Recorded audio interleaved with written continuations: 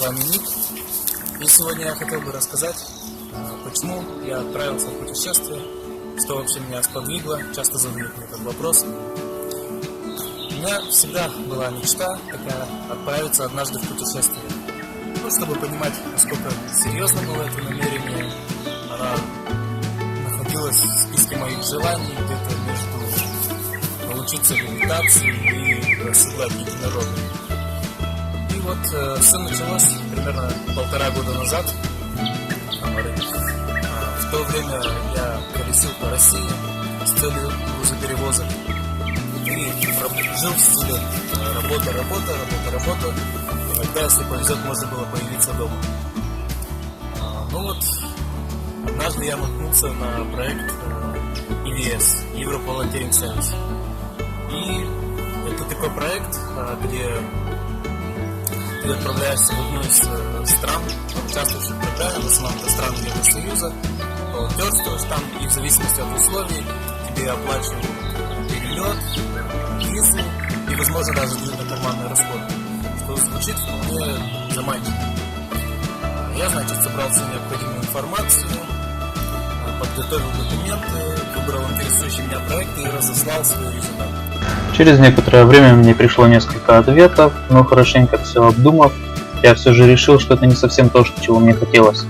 А хотелось чего-то дикого, экстремального, свободного, хотелось приключений. Вот однажды ехал я из очередного рейса, возвращался, ехал по Ставропольскому краю и подобрал автостопщика.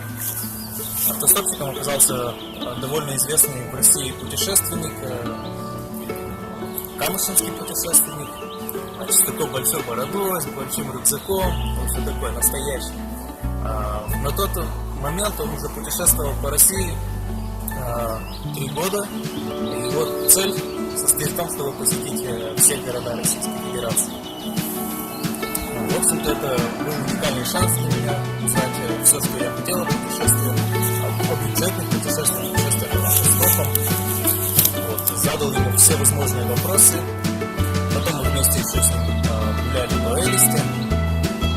И после этого мое желание путешествовать уже начало обретать какие-то конкретные черты. На тот момент я активно серфил интернет на предмет любой информации касательно путешествий. И как выяснилось, вариантов повидать мир на самом деле довольно много. Но об этом я расскажу как-нибудь в другой раз. А на тот момент мое внимание привлек блог 2 девчонок из Сибири, которые путешествовали автостопом с минимальным бюджетом по Юго-Восточной Азии.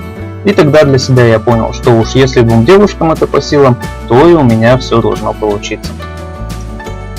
А примерно через 5 месяцев с девчонками из Puzzle of the World мы пересеклись в Малайзии. Вот так вот тесен наш маленький мир. Если говорить про мой опыт, то на тот момент я даже никогда в путешествии не ходил в простой поход с ночевкой, с палаткой, никогда. За границей никогда не был. Тем более я не знал английский язык. И вот я сделал крайний рейс, рассчитался с работы, подал документы на загранпаспорт, купил рюкзак и отправился в пробный трип до Санкт-Петербурга автостопом. Ну, и понеслось.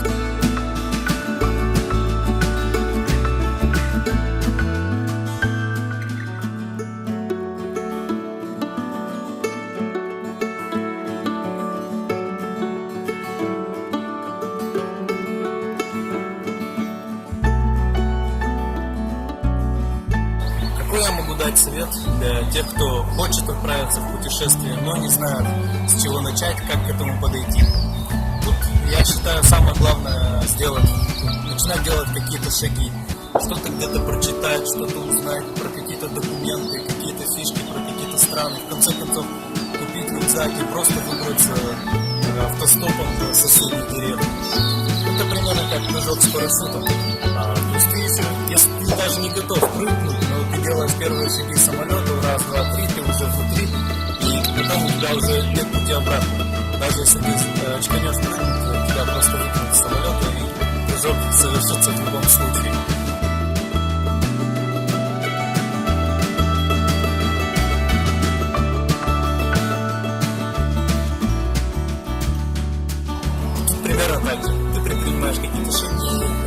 движешься к своей цели, а потом ты внезапно обнаружишься в Таиланде, и такой, опа, а вот ведь я путешествую.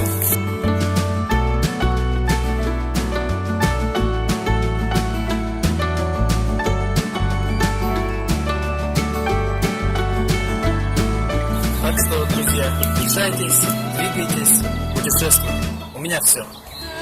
Только кажется, что далеко и холодно.